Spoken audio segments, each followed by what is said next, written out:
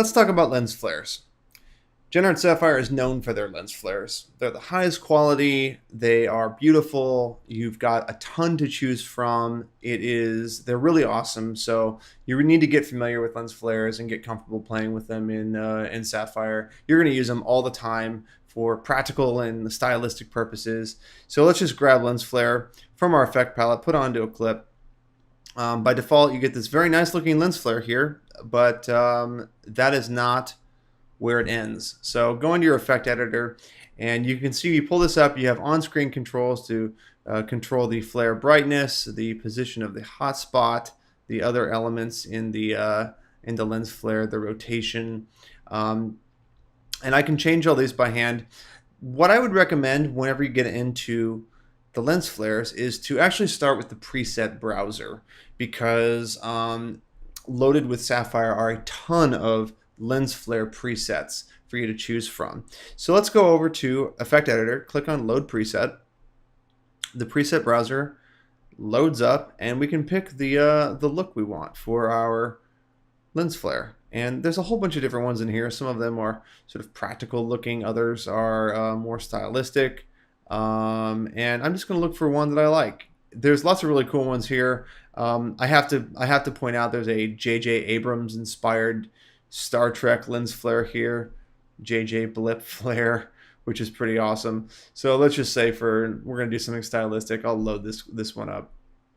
And once you get your lens flare loaded up, I like to just start keyframing. And I'll probably keyframe the hotspots first.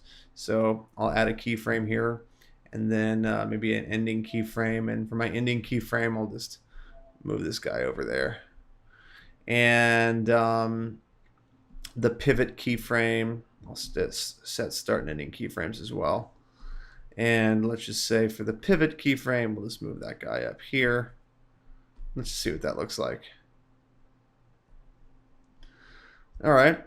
So let's say I like my keyframe. I mean, I like my my lens flare, but you know, I want to change it a little bit. You can alter it. You can, first of all, down here you can change the different brightness for the different parts of the keyframe, the overall brightness, the color, and the brightness of the rays,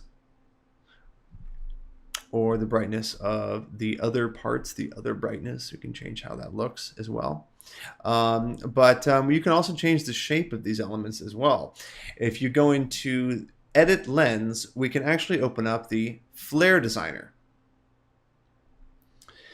So the Flare Designer lets you actually build your own lens flares and edit existing ones.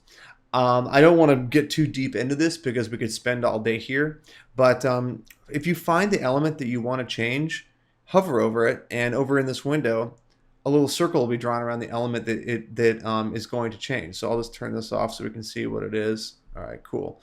So I'll highlight that guy, and maybe I want to make it a little bit bigger. Make it look bigger, and maybe I want to change the color of it to, I don't know, blue. And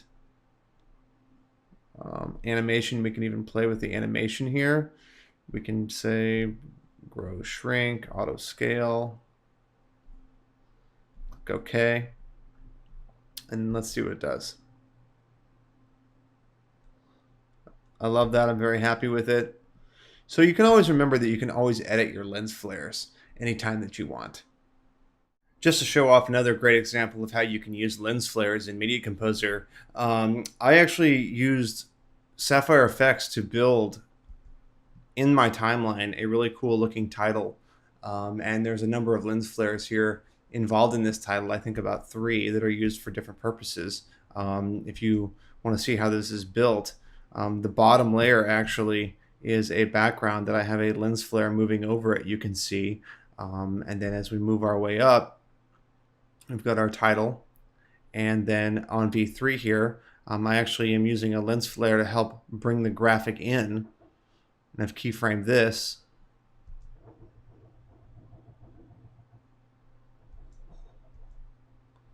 So the lens flare is a transitional element, and the same goes for this one right here.